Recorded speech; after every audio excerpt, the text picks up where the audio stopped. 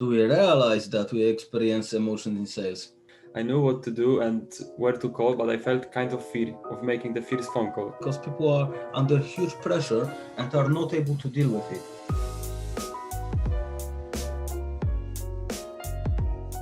Okay, what about trying to close sales? Personally, I never had a problem. I was able to understand if somebody needed to take a time to think it off. That's great. That's great. In my case, I remember that in the first months of my work, the closing stage of the sales was pretty stressful moment. Okay. I was able to deal with pretty quickly, but on the beginning of my career, that was a deal. That was a challenge. Understand. Yes. And what if we don't close a deal? Even if we don't experience emotions here, I know from my work experience, some people do.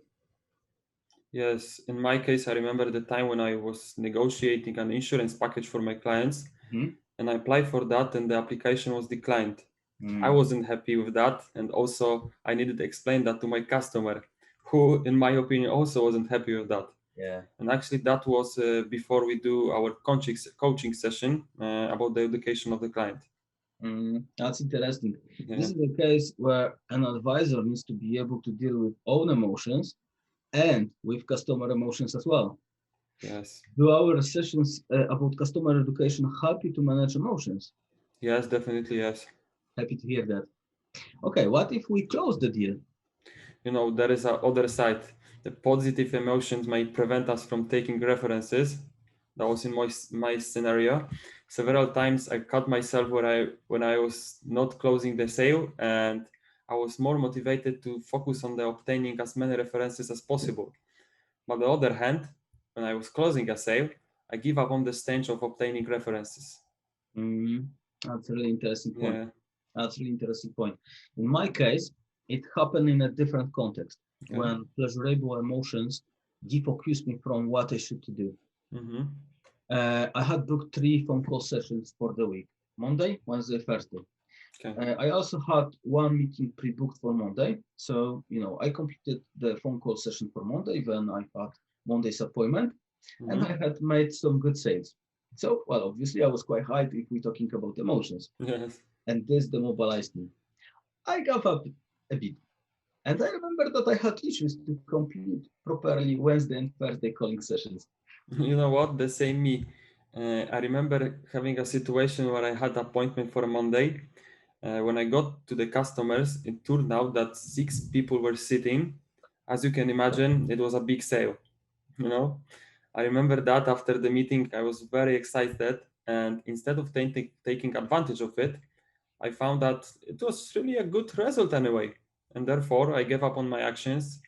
And it turned out to be wrong because I was left with no meetings for 2 weeks Oh, afterwards. Yeah, whoa, crazy, crazy. yeah, But it this is. is how it works.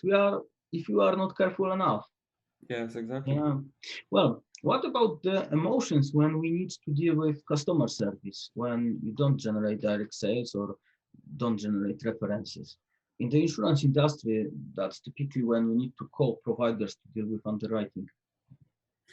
To be honest with you, I never had a problem with it. Okay, that's good. Yeah. Some of my clients have a problem organizing and spending time for that purpose. There are maybe some issues connected to their emotional state as well. Okay, what about the emotions when we need to face challenging behaviors of clients? Yes, I know. There were some situations when the clients had a really big level of negative emotions. I remember once when during a meeting with a client, his wife just come, and I remember she had a very negative opinion about the insurance, and she had a really strong need to show it, and it was really a difficult situation for me. Oh, I can believe. Yeah. I fully agree. Some specific behaviors can be a great trigger for our emotions. But interestingly, I noticed you use terms like positive emotions or negative emotions. What do you mean by positive, negative? Can you give me some examples? Yes, I mean anger is that's usual negative, or joy that's positive. Okay. For me, there is no such a thing as a positive or negative emotion. Emotions are the language of our needs. They tell us about the state of our needs. And they Okay. are all very important as they give us the information, the feedback. Mhm. They help us to react properly. Personally, I don't divide emotions into negative and positive, but I like to talk about pleasant and unpleasant emotions. Okay.